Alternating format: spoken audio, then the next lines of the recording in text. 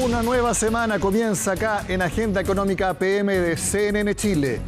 Será una nueva semana, pero lo que no cambia es la postura del gobierno con el proyecto Dominga, porque la ministra del Medio Ambiente confirmó que seguirán buscando acciones para frenar la iniciativa minero-portuaria. Pilar Gutiérrez explica las razones y también muestra cómo han ido avanzando en la reducción de los plazos en la aprobación ambiental de otros proyectos, pero no de Dominga.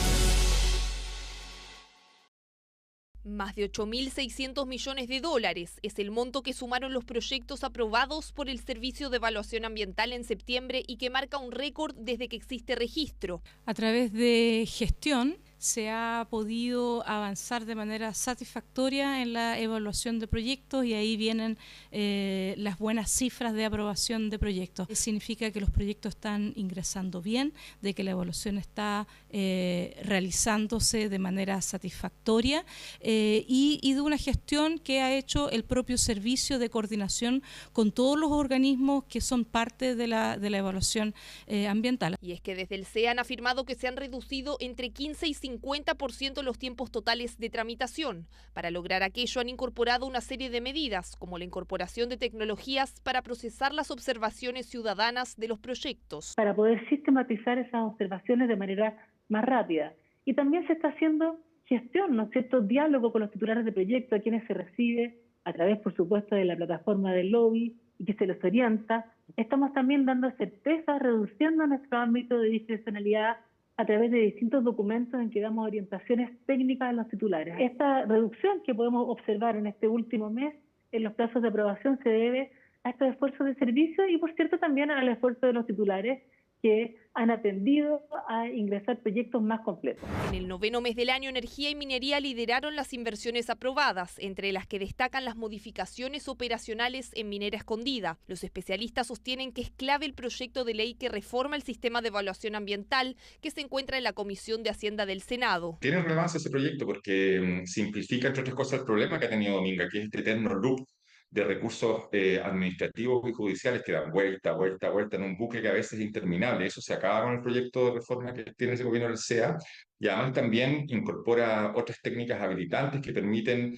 que algunos proyectos que son menores o son cambios de proyectos que no son tan importantes se hagan sin necesidad de una evaluación ambiental. Mientras el CEA anotó un récord en aprobaciones ambientales, el gobierno insistirá en gestiones para que no avance el proyecto minero portuario Dominga. Y es que aunque la Corte Suprema declaró inadmisible el recurso de casación contra la iniciativa, el Ejecutivo sigue firme con su postura. Existen gestiones pendientes y como Ministerio de Medio Ambiente vamos a insistir en esas gestiones pendientes.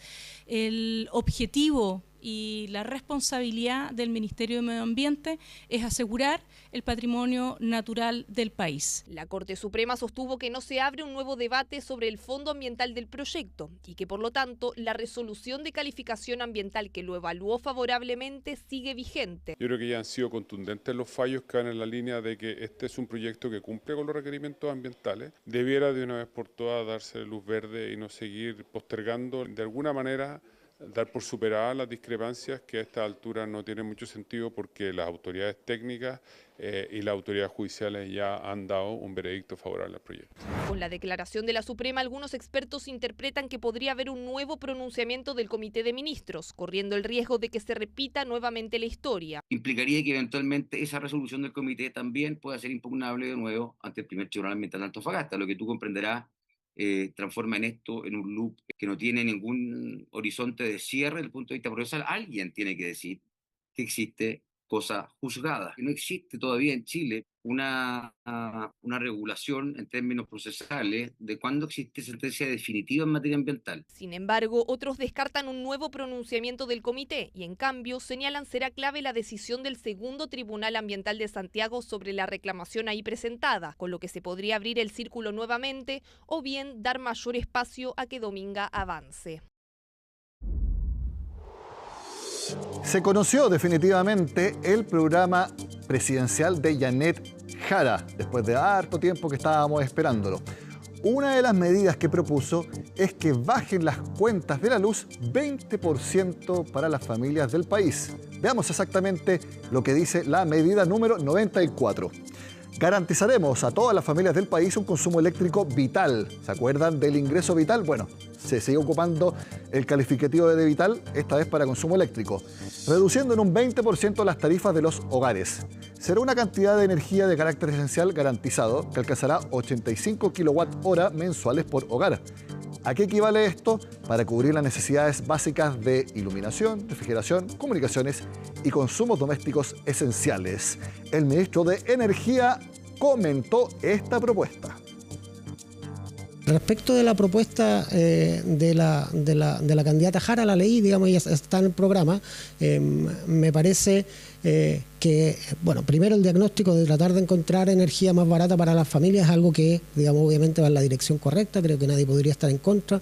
Respecto del instrumento es similar al que está hoy día en el proyecto de ley en discusión en el Senado, lo que nosotros denominamos Bolsa Pyme, aunque con mayor ambición, y lo que sí en el mismo programa lo dice y que me parece que es muy importante destacarlo, es que esto se hace respetando los contratos existentes. Vamos a ver cómo se desarrolla esa idea. Seguimos hablando de precios porque, de acuerdo a una encuesta que hace el Banco Central que se llama Determinantes de Precios, las empresas creen que de aquí a un año más la inflación será de 4%. Veamos lo más importante de esa encuesta que hace el Banco Central. En el ámbito de las expectativas, baja el porcentaje de firmas que esperan un aumento en los costos de sus insumos. Eso es una buena noticia. Pero se mantienen aquellas que esperan subir sus precios de venta en 12 meses más. La mediana, es decir, el punto medio perfecto entre la expectativa mayor y la menor, está en que las empresas creen que en los próximos 12 meses la inflación estaría en 4%, mientras que de aquí a 12 a 24 meses, es decir, 2 años calendario, ahí estaría en 3,8 puntos. Bueno, y si hablamos de precios, por supuesto tenemos que hablar de Cyber Monday, el nuevo evento que yo les he dicho, no es tanto de descuentos, es un evento de marketing. Bueno, comenzó este lunes y Natalia Muñoz nos explica con ejemplos cómo este evento, junto también a las ventas de fin de año, están impulsando los empleos temporales en Chile. Depende, porque si es algo que no tiene visto hace tiempo, conviene, en especial en perfumes. A nosotros nos gustan mucho los perfumes. Sí, así que sí. Ahí ven ustedes el precio antes y ahí... Sí, lo tenemos siempre estudiado de antes y ya después buscamos las ofertas. En especial ahora que estamos con poco dinero, conviene ya poder ahorrar un poquito con el cyber. ¿Ya han encontrado buenas ofertas? ¿Cree que estos eventos online son buenos? Sí, yo creo que sí, de repente son buenos, no todos. Los precios todavía están ahí medio pesados, entonces conviene la verdad comprarlos por el cyber. Igual estuvimos viendo aparatos electrónicos, audífonos. Ayuda importante para el bolsillo. Ya lo estaban esperando con los carritos listos para comprar. Es el Cyber Monday, evento online que dinamiza la economía con doble ganancia. Ofertas para los consumidores y reactivan el comercio minorista. En su primera hora registra 90.000 compras y ventas por 11 millones de dólares. Importante destacar además que durante los días previos al evento, el tráfico al sitio versus el Cyber Monday del año pasado creció un 37%. Son alrededor de 660 marcas que participan en el evento online. La mayoría se prepara con meses de antelación para poder cumplir con los productos y los despachos a tiempo. Ahí nace un nuevo beneficio, se abren puestos de trabajo. Tal como todos los cyber, estamos reforzando nuestra operación. Sumamos más de 1.000 personas a lo largo de Chile en distintos turnos, sumamos más de 1.000 camionetas y además estamos reforzando nuestra atención al cliente para que las respuestas sean lo más rápido posible. Esto se traduce en más de 2.000 puestos de trabajo durante esta temporada peak. La demanda en esta época, desde los últimos años, los supermercados hemos tenido un boom. Hemos estado trabajando en distintas categorías que son muy enfocadas al ahorro de las personas. Esto es la oportunidad para que las personas compren pañales, detergente, papel higiénico, que eso no es solamente una oportunidad de consumo, sino que es un ahorro que van a tener sí o sí. Impacto económico significativo que revelaron los portales de empleo. Más de 2.500 nuevos puestos de trabajo se abrieron específicamente para este Cyber Monday. Muchos de ellos temporales, pero otros contratos se extienden para la época más importante en el comercio, las fiestas de fin de año. Son fechas muy relevantes para la economía y siguen posicionándose como una alternativa eficiente para responder a las demandas estacionales de mercado, además de ofrecer oportunidades laborales ágiles y con rápida inserción. Hay un aumento sostenido tanto en la previa, en el evento y post-evento. Solo en esta edición de Cyber nosotros hicimos una contratación de más de 2.500 personas. No solo generan empleo a corto plazo, sino que también funcionan como una puerta de entrada.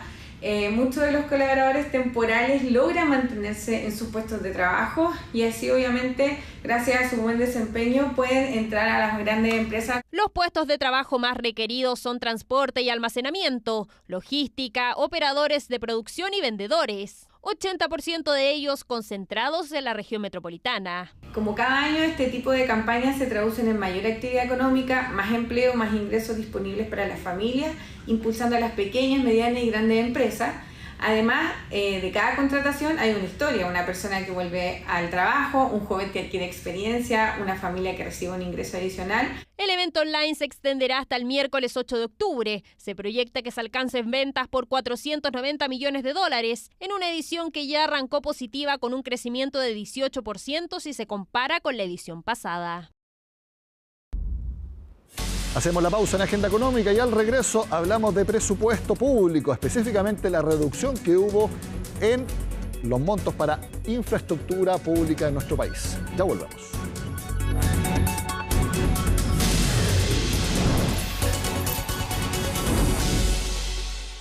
Hablamos ahora del presupuesto público para 2026. Se empezó a discutir ya en distintas subcomisiones en el Congreso y hay algo que tiene en alerta a los distintos representantes de la infraestructura de nuestro país, porque el presupuesto precisamente para desarrollar infraestructura pública cayó respecto al erario 2025. Queremos ver esta realidad junto al director ejecutivo del Consejo de Políticas e Infraestructuras. Ahí vemos al ex ministro Carlos Cruz, a quien nos acompaña en la Agenda Económica. Carlos, bienvenido a CNN Chile. Buenas tardes. Hola, muchas gracias por la invitación. A ver, repasemos un poco las cifras que me imagino que ustedes manejan respecto a 2025. ¿Cuánto es lo que cae las distintas partidas que representan infraestructura pública en nuestro país? Bueno, a ver, yo me he concentrado fundamentalmente en mirar el presupuesto del Ministerio de Obras Públicas, que tiene una reducción de 700.000 millones de pesos. 700.000 millones de pesos, para que ustedes más o menos lo dimensionen, equivale al 0,7% del presupuesto total del país. Por lo tanto, desde el punto de vista estructural, no aparece como una reducción muy significativa. Sin embargo, 700.000 millones de pesos representa aproximadamente el 10% de la inversión pública, lo cual sí tiene un impacto muy importante, puesto que creemos nosotros que la inversión pública, particularmente la inversión pública en infraestructura, es fundamental para sostener el crecimiento. Ahora, de la inversión que se anunció que se iba a reducir, un porcentaje importante está localizado en la dirección de concesiones. Entonces uno dice, ok, si el Estado no está en condiciones de aportar con recursos para aumentar la inversión, al menos da la impresión de que debiera intentar promover la inversión privada en infraestructura, existiendo los distintos instrumentos para hacerlo. Sin embargo, con la rebaja de presupuesto que se le hace a la Dirección de Concesiones del Ministerio de Obras Públicas, pareciera que eso tampoco es tan relevante. Entonces, la pregunta que surge es, ¿hasta cuánto es cierto el compromiso que este gobierno ha manifestado respecto al crecimiento y de qué manera sostienen que se va a poder impulsar el crecimiento si es que lo que se está haciendo es reducir precisamente la partida más relevante desde el punto de vista de lo que es impulsar el crecimiento, como es la inversión en infraestructura? Vamos a entrar después en las posibles razones que hay al respecto, pero quiero, si nos puede dar algunos ejemplos. Vamos a resumir 700.000 millones de pesos en unos 700 millones de dólares, 720 millones de dólares. ¿Qué obras de infraestructura o grupo de obras de infraestructura más o menos representan esa cantidad de dinero? Bueno, usted, para que más o menos lo dimensione, 700 millones de dólares es un tercio, un poquito menos de un tercio de lo que va a representar el puente del Chacao, al cual vamos a ir a visitar próximamente, pero quiero dimensionarlo de esa manera. O sea, desde el punto de vista agregado, no aparece como una cifra excesivamente importante. Sin embargo, insisto, desde el punto de vista de lo que es la inversión anual, es tremendamente relevante. La concesión Santiago-Valparaíso son 1.600 millones de dólares, un poco más que el doble de lo que representa esta cifra de reducción. En fin, ahora, lo que pasa es que esta reducción se aplica fundamentalmente a la dirección de vialidad. Se le reducen aproximadamente 260.000 millones de pesos. Y la dirección de vialidad tiene la particularidad de hacer muchos proyectos de dimensión menor, por lo cual lo que estaríamos es afectando la inversión en vialidad secundaria esencialmente y afectando a empresas de tamaño menor, tamaño pequeño, que son altamente intensivas en mano de obra. Entonces, esto va a tener un impacto muy fuerte en la reducción de la actividad de la construcción y un impacto muy fuerte además en el empleo en la construcción. Yo me imagino que también parte de su sorpresa, aparte de que se bajen los montos, es porque hace pocos días la misma ministra de Obras Públicas presentó unos ejes de inversión de aquí a 30 años. Yo lo sé porque la entrevisté cuando lo presentaron públicamente. Y recuerdo que si no era el primero, el segundo ítem más importante era precisamente obras de vialidad, tanto entre ciudades como también de caminos internos. Así es. Y por lo tanto es bastante inconsistente con esto de anunciar un plan de crecimiento fundado en el desarrollo de infraestructura pública con esta reducción. Hay algo que no me cuadra y yo creo que esto es bien oportuna esta entrevista porque creo que los parlamentarios a cargo de la aprobación del presupuesto del Ministerio de Obras Públicas deberían tener esto muy en consideración, puesto que vale la pena revisarlo con propiedad para poder entender bien cuáles son los motivos. Ahora, lo único que hace esto es validar aún más la insistencia que nosotros hemos hecho de dos medidas que le hemos presentado a los candidatos. Uno es la regla fiscal de inversión en infraestructura pública, en la cual nosotros estamos diciendo que en lo posible los gobiernos se comprometan a mantener la inversión tendencial, en este caso son del orden de 7.000 millones de dólares al año, y por tanto esto estaría representando una reducción más o menos importante del 10%, y si hay cambios, que al menos esos cambios tengan que ser debidamente explicados con los impactos negativos que tiene, de tal manera de poder ponderar los impactos negativos que tiene esa reducción en la inversión con los efectos que supuestamente debieran ser positivos desde el punto de vista de lo que es el manejo del presupuesto público. Y la segunda iniciativa que valida esta medida es la existencia de una institucionalidad supraministerial que sea la que tiene a su cargo el Plan Nacional de Infraestructura y que a través de ese Plan Nacional de Infraestructura se comprometan los proyectos a ser materializados en el largo plazo de tal manera de darle sostenibilidad a la inversión en infraestructura. Es que ese tipo de institucionalidad que vaya más allá de los gobiernos de turno, o por lo menos de plan, es precisamente lo que hablamos con la ministra de Obras Públicas acá en el programa hace un par de semanas. ¿Puede deberse esta reducción en el presupuesto a que también subió mucho durante este año? De hecho, el MOP anunciaba constantemente que se adelantaban licitaciones, se adelantaban llamados a concurso para precisamente presentar proyectos para desarrollo de infraestructura. ¿Tiene que ver con eso? ¿Puede ser una razón? Lo que habría que ver es cuál es la ejecución presupuestaria, porque hasta ahora lo que tenemos es información respecto de una ejecución presupuestaria del orden del 54% al mes de agosto, pero no sabemos si esa ejecución presupuestaria tiene que ver con el presupuesto original que se le asignó al Ministerio de Obras Públicas, el cual efectivamente aumentó, o tiene que ver con la ejecución presupuestaria con el presupuesto ajustado.